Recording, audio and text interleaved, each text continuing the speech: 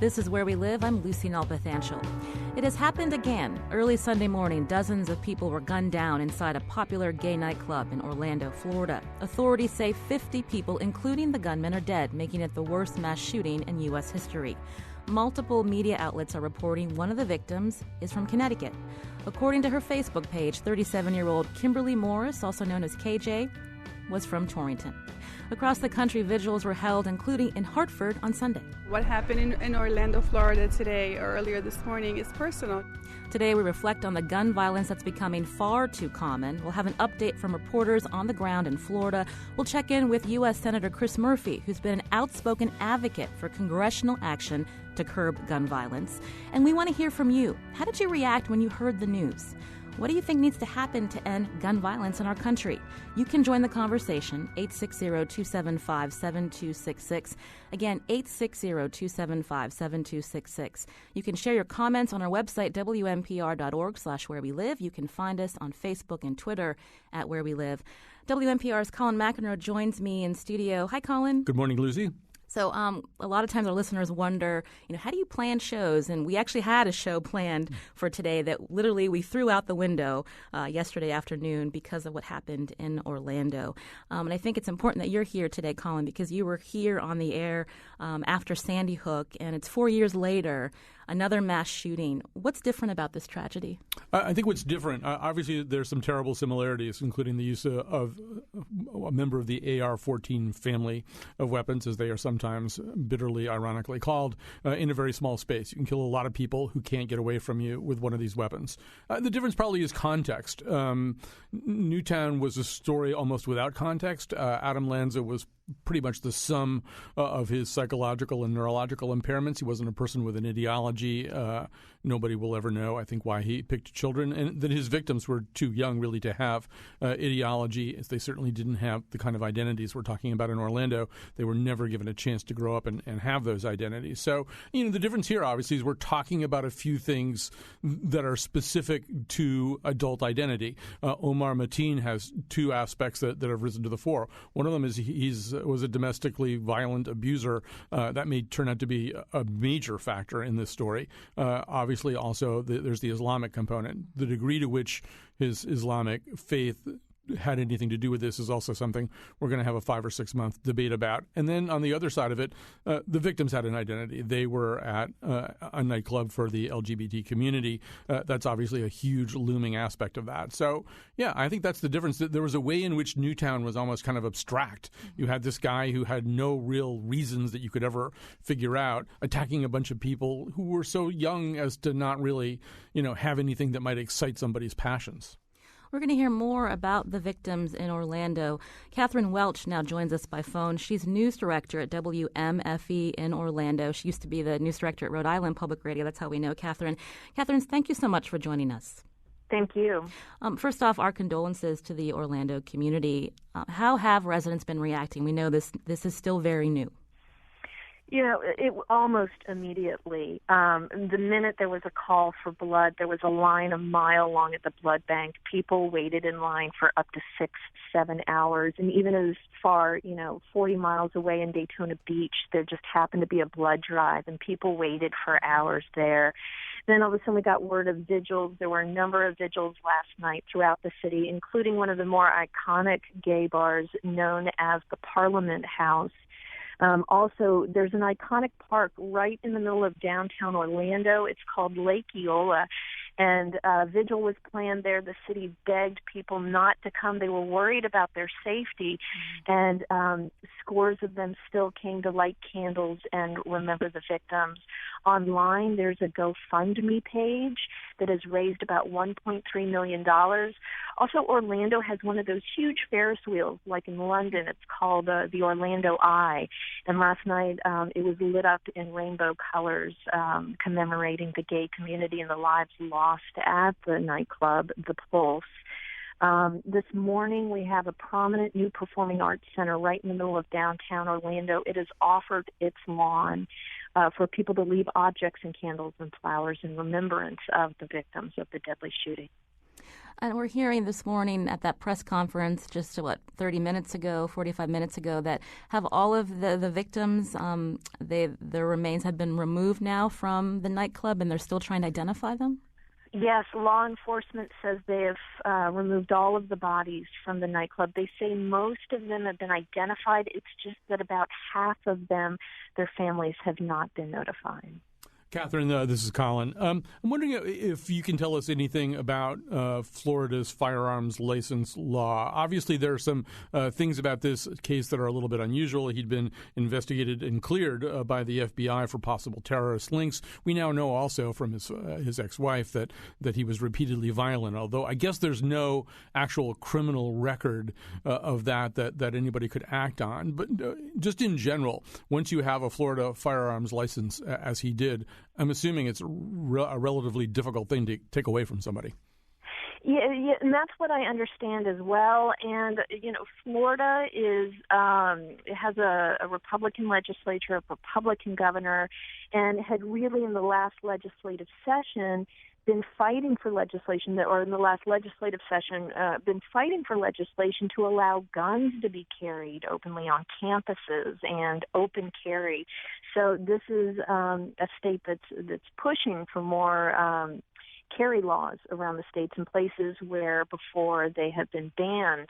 We're working now to get in touch with some lawmakers to find out how that discussion will be shaped in the coming months and in the next legislative session. Catherine, I wanted to ask, how has the police and first responders, how have they been able to get information out to families and friends who are still wondering where their loved ones may be? So they started by gathering them at the hospital where most of the victims were taken to. At that point, there was such an overwhelming flood of people, because we're talking 49 victims and the shooter. That makes the 50 dead, and then another 53 people injured. So they moved them to a nearby hotel. That has been the staging area. And methodically and slowly, police say, they have been giving family members some of the worst news of their lives. You're news director at WMFE in Orlando, Catherine Welch. This is Where We Live. I'm Lucy Nalpathanchel. So often when these kinds of events happen, there's criticism of how the media covers these kinds of events. How are you and your team telling the story from Orlando? So one reporter, there's a camp where all the media is, a lectern where law enforcement, FBI, Orlando Police, Orange County Sheriffs, the mayor, the governor, U.S. senators are all coming to brief the media. We have a reporter there getting us the updates. We have a team here at the station, and we have a dedicated health reporter. He's now looking at what's being done, what was done at the hospital, what still needs to be done, how does the trauma center work, things like that. He was also out at the blood banks the other day. We also have another reporter dedicated to what we call in public radio the heart and humanity, the stories of the victims, the stories of those who are mourning the loss. This is summer, and I actually have a quarter of my newsroom out on summer vacation. So we are working that way. We're also getting an enormous amount of support from NPR and from member stations across the country and across the state, working closely with our sister station in Miami, who's covering the Fort Pierce angle. Fort Pierce is directly between Orlando and Miami. It's on the coast, and it's where the shooter was living. So a lot of collaboration, a lot of hours, and a lot of hard work. I'm speaking with Catherine Welch, again, news director at WMFE in Orlando, Florida. Catherine, when you began talking with us, you mentioned the blood banks in the community. This shooting happened at a gay nightclub, and we're hearing that because of old rules, members in the gay community aren't able to give blood at a time when it's necessary to help the 53 that are injured. Can you talk about that? Yeah, so this goes back to HIV/AIDS, and there was a lot of confusion on social media yesterday afternoon into the evening. It's been cleared up now, but gay men are banned from donating blood. It was unclear whether that ban was lifted or not. It has not been lifted. So what we're seeing are members of the gay community showing their support elsewhere. The LGBT Center has a crisis hotline set up. There are people volunteering, answering the phone. A lot of people volunteering the blood banks. They needed juice and fruit to help, the people who were giving blood.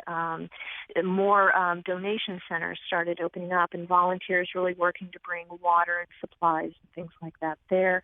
Also, efforts are being made to make sure victims and witnesses were receiving counseling. City of Orlando certainly leading that charge.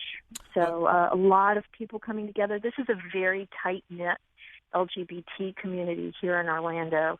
They are certainly pulling together and feeling the love from other communities across the nation and really around the world.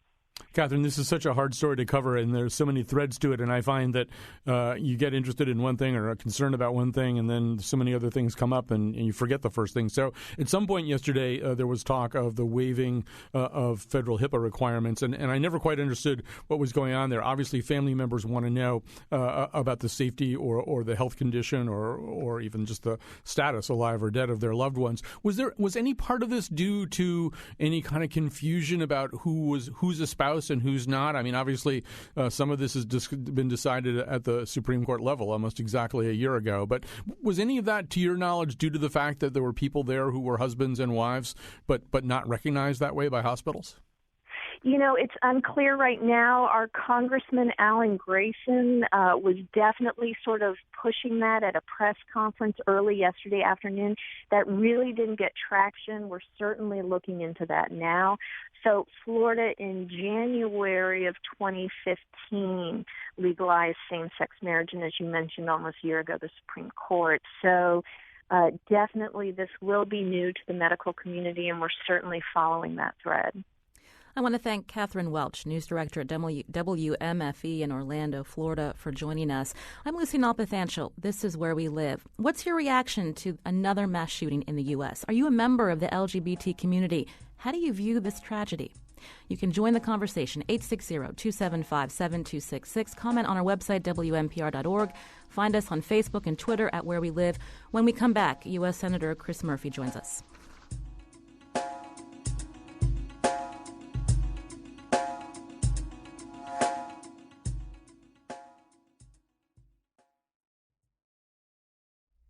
This is Where We Live. I'm Lucy Nalpathanchel. WNPR's Colin McEnroe joins me in studio as we reflect on the massacre in Orlando, Florida on Sunday. 50 are dead, including the gunman. Another 53 injured, all shot inside a gay nightclub. It's another mass shooting in America. How does it make you feel? Have you been a victim of gun violence? How do you talk about this tragedy with family and friends? 860-275-7266. Again, 860-275-7266. You can leave a comment on our website, WNPR.org/Where We Live. Find us on Facebook or Twitter at Where We Live. It's safe to say Connecticut knows how the Orlando community is feeling this morning. It's been 4 years since 20 children and 6 educators were shot dead at Sandy Hook Elementary School in Newtown.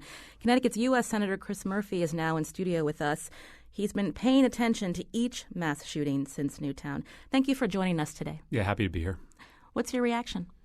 Well, we know the pain that they're going through, and we know that this is just the start, that the ripples of this grief, when you're talking about dozens of people being killed, are never ending, and Orlando's going to need a lot of help, and we'll be there for them.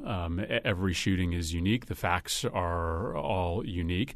And so I think it behooves all of us to step back just a bit and make sure that we have all of the information necessary here before we go out and be too specific in our policy prescriptions. But suffice it to say, there's no other country in the world in which this happens with such regularity. There's something very unique about the United States in which we have come to accept this epidemic level of mass atrocity, and we've come to accept, virtual silence from the United States Congress. And my hope is that we can return and have, some reasonable conversation about how we make our community safer.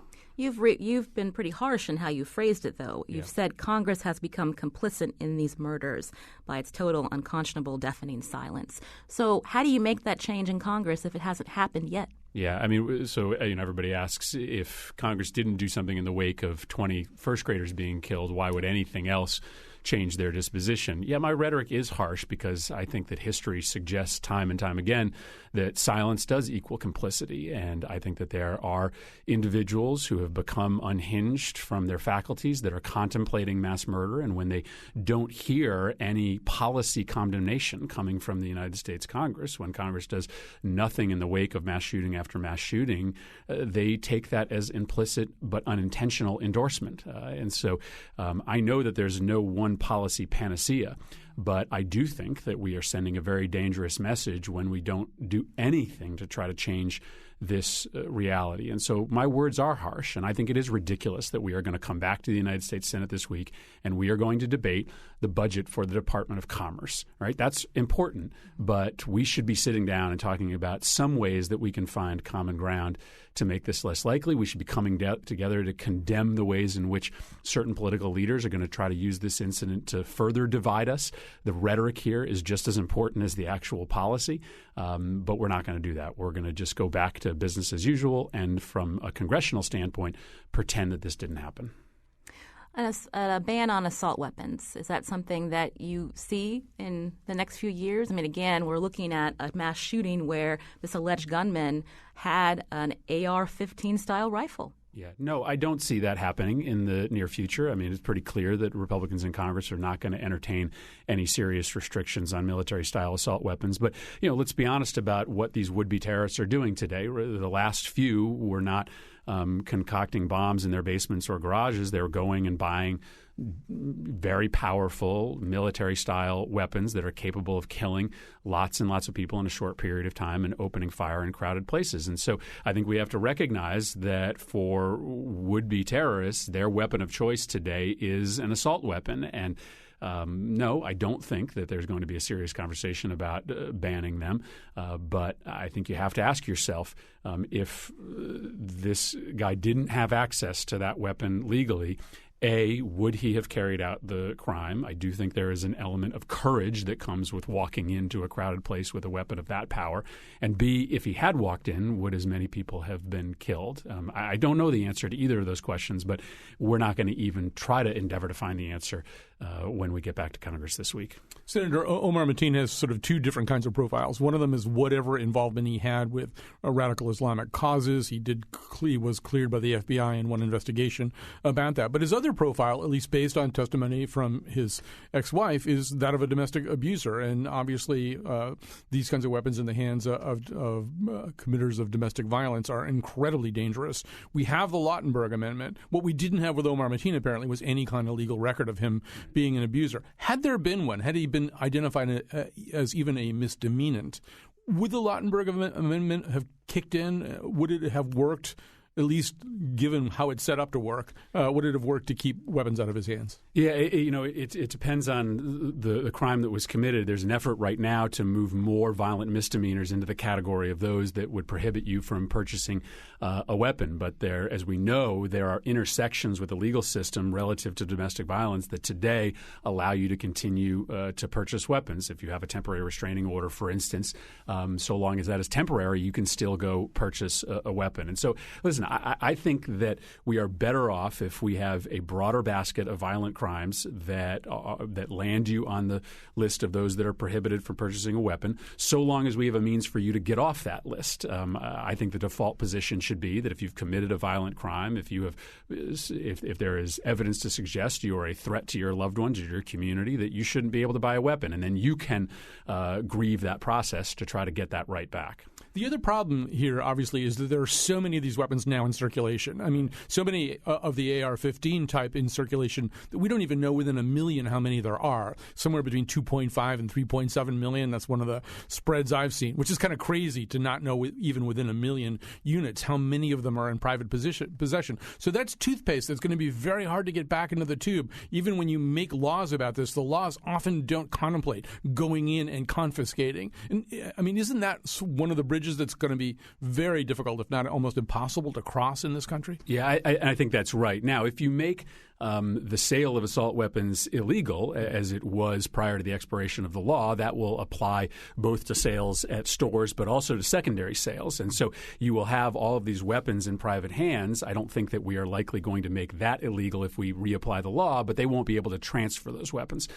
So I don't think it's coincidence that this sort of epidemic level of mass atrocity has broadly correlated with the expiration of the assault weapons law. And about half of these very high-level mass shootings, it has been one of these weapons that's been used. And even if there are a lot of them out there, they couldn't be transferred to people like Omar Mateen, who are purchasing the weapons, it seems to be, at the immediate moment that they're contemplating these crimes. I want to go to the phones now. Karen is calling from Mystic. Go ahead, Karen. You're on Where We Live. Yeah, hi. We talk about horrors such as what happened in Orlando in terms of how we can protect ourselves from the individual perpetrators. And I guess I'm wondering from your guests how you think the American public can best protect themselves from the NRA that has long and hard advocated for the wanton and largely unchecked sale of the weapons used in mass murder. All right, Karen, thank you for your comment. Senator Murphy? Well, and I think it is remarkable that the NRA has opposed a provision that 95% of my constituents support, which is taking individuals who are on the terror watch list and moving them onto those that are prohibited from purchasing weapons. Now, the NRA says, yeah, there's some people on that list who shouldn't be there, and that's true. But the default position should be that if you're on that list, you can't purchase a weapon, and that if you're not on there for the right reasons, you should be able to take yourself off it and then get that right returned to you. So it doesn't make any sense that individuals on that list can't get on a plane and fly, but they can walk into a store and buy 20 guns and hundreds of rounds of ammunition. But listen, I just think it's important to step back here and recognize that this isn't just about gun policy, right? This is also about a terrorist group that is seeking to weaponize individuals who are living on the fringes of our society, who are susceptible to radicalization. And as important as it's going to be to talk about gun policy, it's also going to be important to push back on those like Donald Trump who want to use rhetoric following this tragedy that they think will harden our national security, but in fact will compromise it because it will push more of these individuals into the fringes, make them more susceptible to radicalization because they hear messaging telling them that they are not part of mainstream America. And that clearly is an element to the success of ISIS in trying to recruit members or lone wolf attackers into their ranks. Can we talk further about this terror watch list? Because I've read, and I know that the Senate, there was a bill under Senator Feinstein, I believe, about putting people that are on this watch list that they prohibit them from buying guns. But I also read there's 700,000 names on this watch list. So how can that tool be remedied so that you're not just willy-nilly putting anyone on there and their rights are being taken away? So there's no doubt that watch list can be refined, but I think as a starting premise, if you have found your way onto that list, that we should suggest if you can't get on a plane, you also shouldn't be able to buy a gun. And there should be a process by which you can take yourself off that list. A lot of times you may share the same name with someone who has had connections to terrorist organizations, and so your name finds itself by accident on that list. But let's be honest, there are mistakes made in the existing background check system today. So right now, if you've committed a crime, you are prohibited from buying a gun. There are people who are wrongfully convicted. There are people whose names find themselves onto those lists because they share a similar name with someone that was convicted of a crime or spent time in jail. So there are mistakes on the existing system. That doesn't mean that we get rid of it. That means that we try to correct the flaws. And I think we should apply the same premise to the terrorist watch list. This is Where We Live. I'm Lucy Nalpathanchel. U.S. Senator Chris Murphy and WNPR's Colin McEnroe are in studio with me as we reflect on the massacre in Orlando, Florida that happened early Sunday morning. I want to take a call from a Connecticut resident. David McGuire, you're on Where We Live. Hi, Lucy. I understand that you're actually in Orlando, Florida with your family on vacation.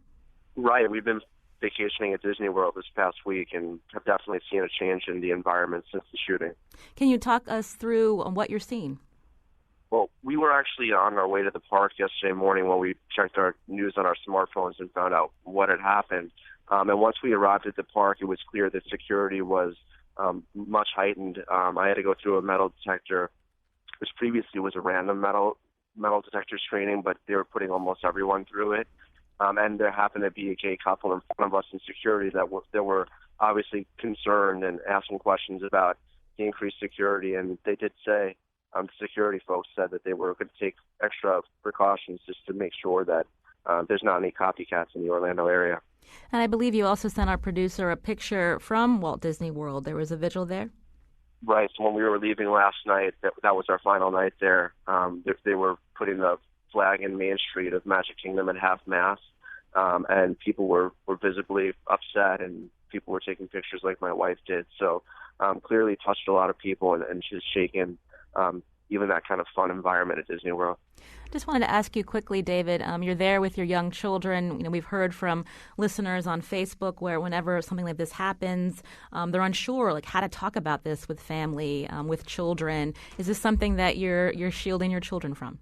Yeah, I mean, we're lucky in that our children are young, 1 and 4, but we will eventually have to have that conversation with them, and it's only a matter of when, not if.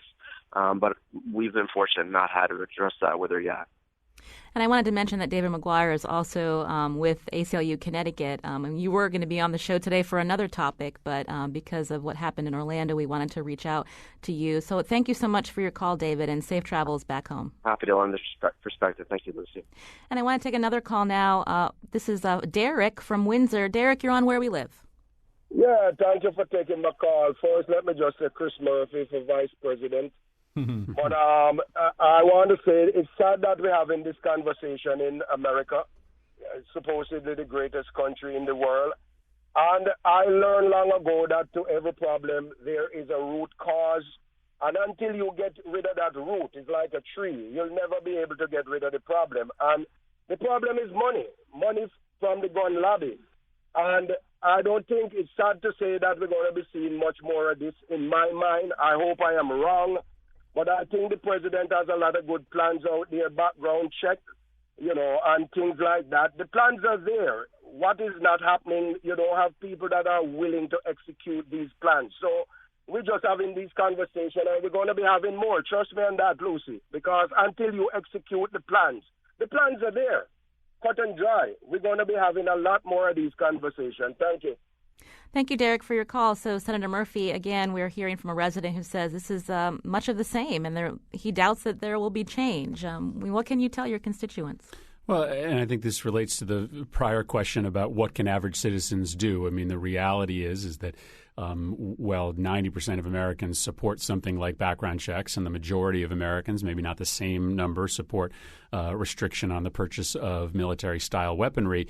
Americans are not elevating that issue on their list of priorities when they go to vote, and President Obama has encouraged people to make that a voting issue. So that's certainly something that people can do. We've got to find a way to build some consensus on these issues. When you have there are very few issues like this where on background checks and this terror watch list issue, you have 90% of the American public in one place, and you can't get a consensus in Congress. One of the only ways that gets fixed ultimately is at the ballot box. Again, I think it's a mistake to have this conversation just be about gun policy. I think this shooting suggests that this problem is much bigger and much broader, and we've got to broaden out the conversation besides just a question of assault weapons. But it is a very relevant part of the discussion. Speaking of which, we got a tweet from a listener who said, "We need to be our own first responders. Be prepared. Gun-free zones are a problem, not a solution." Well, what we know is that the data very clearly tells us one thing and one thing only, which is that in communities that have more guns, they have more gun violence. In communities that have looser gun laws that allow for concealed to carry, they have more gun crimes. And so there is absolutely nothing that the evidence suggests that more guns in a society, more guns in schools or nightclubs or churches leads to less gun violence. I don't know whether this is confirmed, but there are reports that there was an off-duty officer in the club who was armed and who knows what happened, but that apparently did not immediately stop this shooting. And again, the evidence suggests that that is not actually a prescription to reduce this level of carnage. Senator, as you say, I mean, we don't know anything close to everything about this situation or anything close to everything about Omar Mateen. Early reports kind of suggest that he's more of a lone wolf than part of a network. You may know more about this by now, but it doesn't really look like he fits into the ISIS directed profile. He's more the ISIS inspired profile. ISIS kind of has its own version of if you see something, say something. It's if you think you should commit an act of terrorism on your homeland, go ahead and do it. Don't even come to us for training or help. In a situation like that, where you have a guy who, to use a word you used earlier, is probably kind of unhinged in a general way, and then is just plugging into this sort of open source set of ideas about domestic terrorism. I mean, it seems to me like a problem without an obvious solution. I don't know how you identify and begin to, in a proactive way, deal with people like that. Well, but there's got to be something in your surroundings that plugs into your brain when you hear that message that allows it to make sense, right? So you are being told by ISIS that you are the other, that there is a war that exists between Christianity and Muslims, between the East and the West. And so I don't think that ultimately that can lead to a mass atrocity unless you look around and there is something that reinforces that notion that you've been given. So that's why, I want this conversation to be about pushing back on this rhetoric that suggests that the solution is to target Muslim neighborhoods or keep Muslims out, because that ends up in that message from ISIS making much more sense to people who are unhinged, who are maybe susceptible to hear it. So that may not be a piece of legislation or a law, but it's a reminder to all of us how we combat this, which is frankly by doubling down on inclusive communities. I mean, it just seems one thing about this guy, about Omar Mateen, obviously he's homophobic, right? I mean, he's picked a particular target. We know from other things that have been said about him. His father, I think, thinks he was radicalized by he and his son seeing men kissing. This isn't really a huge part of the ISIS agenda. I mean, ISIS hates everybody, but in terms of the rhetoric that they spew out, homosexuality isn't all that high on the menu. So clearly there are other things radicalizing this guy, or at least making him incredibly violent, that don't track or map precisely onto ISIS. And we don't know what his storyline with ISIS is. It may be that this was simply an ad hoc justification, an add-on for a crime that he had decided to commit for other reasons. But, ISIS certainly is an attractive organization if you want to hate anybody and want to commit an act of violence against anybody who's a member of an identified minority group. And again, we need to be taking steps to prevent that radicalization. But once it occurs, we also need to take steps to reduce the likelihood that you can then go get your hands on a very powerful weapon and commit an act of violence like this. There are a multitude of prophylactic steps that we can take that we have not. And I would argue that with some of the rhetoric we've seen in the last 48 hours, we are arguably exacerbating. I want to take a call. This is Where We Live. I'm Lucy Nalpathanchel. Some listeners are calling in. Jeff from Coventry, you're on Where We Live. Hi. I just wanted to make the comment that I really think the only way we're going to turn this whole cool gun culture thing around is by making it not cool. There's too many movies, TV shows, video games where the answer lines right up with what the NRA is saying, and the way gun crimes are resolved are by good guys with guns. And unless we change that around and say the good guys don't have to have guns, you can be cool and not have a gun, it's never going to change. That's my opinion, so I'll take my answer off the air. Thanks. Thank you, Jeff from Coventry. Senator Murphy, you said it earlier that this is not just a conversation about gun violence. Well, listen, we have a celebratory culture of guns in this country. It is something beyond just the Second Amendment right. It is also a celebration of firearms that pervades every medium. The fact that the Motion Picture Association is creating ratings for movies in which they allow for, mass violence and epic levels of gun violence to make it into our movie theaters, but treat sexual content in a very different way tells you what we value and what we don't. So I think that's a tougher issue to crack from a public policy level, but, it's a reality. If you look at somebody like Adam Lanza, there's a lot of different storylines that play into how he ended up killing 26 people. It is a story of mental illness. It's a story of his connection to this culture of violence. It's a story of his access to powerful weapons. And the concoction is, essentially denies us the ability to tell a really simple storyline. You can join the conversation, 860-275-7266. I want to take one more call before we get to break. Joe, you're on Where We Live. Hi, thanks for taking the call. Listen, I believe Senator Murphy is correct that this is a larger issue that speaks to the culture of violence in our society, from our media to our local paramilitary law enforcement and, the rise in gun deaths. But there's a disconnect between conservatives, violence, guns, and liberty, particularly when 26 school children can be slaughtered and nothing has changed. What hope do we have? Well, I think we have hope because the American people, the broad electorate, understands that things have to change. We have this very peculiar circumstance right now in Washington in which, the endorsement from the gun lobby means something much more than your positioning on guns. It's become, kind of a stamp of approval that you're a true conservative. And so we've got to figure out that issue as we move forward, because I don't know that democracy really allows for the Congress to say this far out of step with the broad cross-section of the American public for too long. So I remain an optimist about this, again, while acknowledging that in this incident, it's not just a question of gun laws. It is also a question about a terrorist organization that is losing ground in Syria and Iraq today. One of the main arguments for the expansion of their influence is being lost to them, the inevitable expansion based on the geography of the caliphate. Thus, they are more reliant now than ever on trying to inspire these lone wolf attacks. We've got to talk about that as a portion of this debate.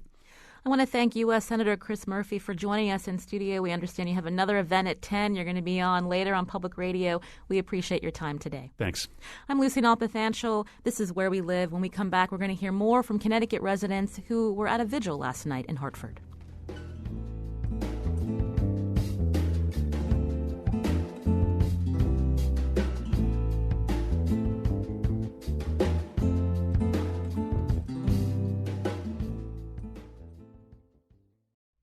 This is Where We Live. I'm Lucy Nalpathanchel.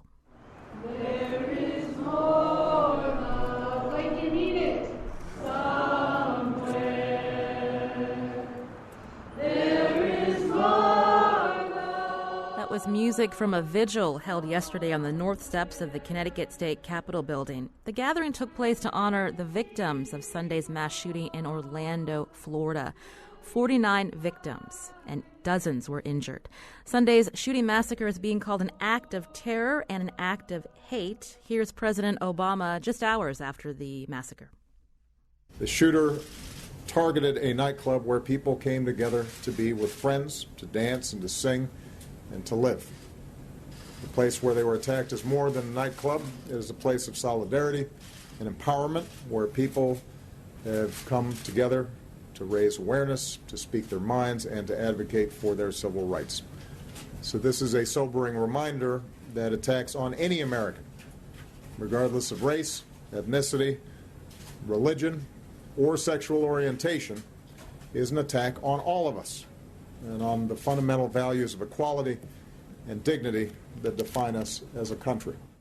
We're going to hear more from the LGBT community about their reaction to Sunday morning's massacre in Orlando. But joining us now by phone is an organizer of that vigil in Hartford last night. Dr. Saud Anwar is a South Windsor Town Council member and Connecticut's first Muslim mayor, also founder of the American Muslim Peace Initiative.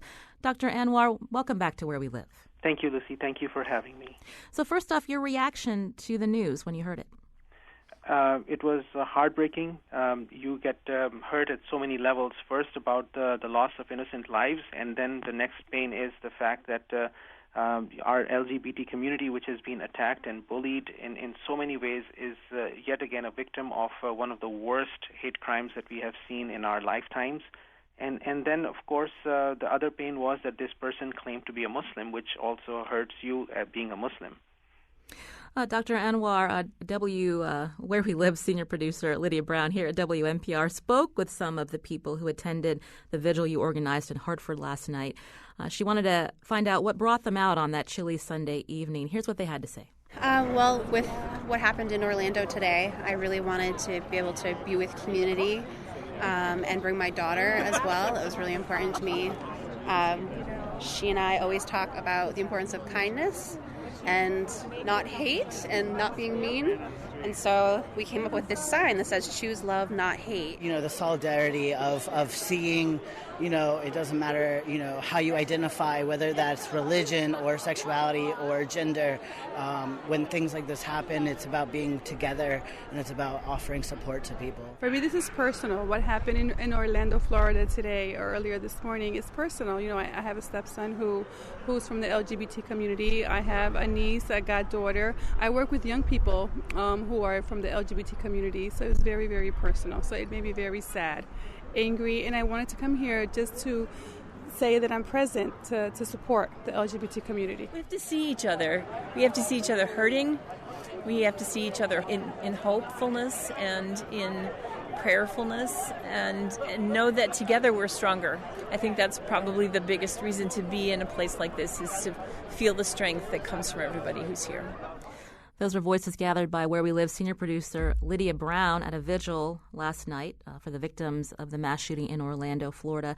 Dr. Anwar, you know, we hear so often when these events happen that, you know, people, what they want to do is they want to come together in solidarity. But meanwhile, there's a lot of rhetoric out there that divides this country. I mean, somebody who has been in or is in politics now, I mean, what are some ways that community should respond to this? I think this is also a time where people have to be responsible. We have to look at the broader picture, and I'll be somewhat blunt. When politicians like Trump use this tragedy to further their political agenda and use hate speech and then use hate speech against the Muslims and other minorities, that actually is a gift to ISIS. It legitimizes ISIS, but it also helps their opportunity to recruit people. And we have to be a responsible community, responsible leadership within the faith communities, but also within the political communities, to stand up against hatred, because that actually is the precursor to what we saw in Orlando yesterday. This is Colin McEnroe here. It does seem as though, once again, you're put in an unfair position. Obviously, in Norway, the Christian community didn't have to explain that Anders Breivik was not some kind of expression of Christian belief. Same thing with the Charleston shooter here in the U.S. But it does seem as though Muslim leaders, every time something like this happens, have to explain this. But so, first of all, I apologize for asking you any question about this, but maybe you can just say a little bit about, since they're obviously homosexuality was part of this crime, or the LGBT community was part of this crime. What in general would the average American, Muslim American, think or know about LGBT rights and attitudes? So the challenge we have, Colin, thank you for your kind comments about the challenges the Muslims have to face every time there is a criminal activity or a terrorist activity done by an individual claiming to be a Muslim. The challenge in this crime is that first we have to recognize that it is a hate crime. We have to recognize a hate crime, and even terrorist activity is a broader, generalized hate crime at an organized level. But the hate that we see in some segments of the so-called religious right is unfortunately a reality when it comes to LGBT community, and I think that's where the community members from within those faiths have to stand up. And when they hear something, they have to say something, because hate is the mother of violence in so many ways. And I think that's something we need to stand together. And I think another thing that we have to recognize is that there are people outside of our country, ISIS, and who are trying to recruit people too in some respects. So indirectly they're trying to influence people. Indirectly they're trying to identify the vulnerable in our society to try and further their nefarious agendas. I wanted to bring in the conversation. We're mentioning the LGBT community. Sean Lang joins us by phone. She's Director of Public Policy with AIDS Connecticut. Sean, welcome to Where We Live. Thanks, Lucy. It's great to be here. Tell me how the LGBT community is reacting to what happened in Orlando during Pride Month. I think we're horrified, and I just want to say, too, that, it not only occurred during Pride Month, but during the month of Ramadan. So bringing together Muslims and the LGBT community and other allies is critically important last night. But to wake up on Sunday morning and turn on the news and hear that this is something that happened was just horrific. I mean, gay bars historically have been our safe places. And, I saw somebody post today, if you don't understand the kind of safety that these places offer us, then you've never tried to hold hands with your partner out in public. I think that really brought it home for me. Especially in a state like Florida. I mean, in Connecticut, people tend to respect others and confirm that each one of us has rights, and that may not be something when we look at other parts of the country where people can feel free to be themselves in public, as you mentioned. Yeah, obviously. I mean, Connecticut's been very progressive on these issues, being the third state in the nation to pass a gay rights bill. And that, I think has forwarded the conversation here. We have openly gay public and elected officials, and we have, just a breadth of allies that come forward to support us in all types of things. So to live in a state like Connecticut and hear things like this go on in a state like Florida where people are allowed to carry these assault weapons is just horrific, and it needs to change.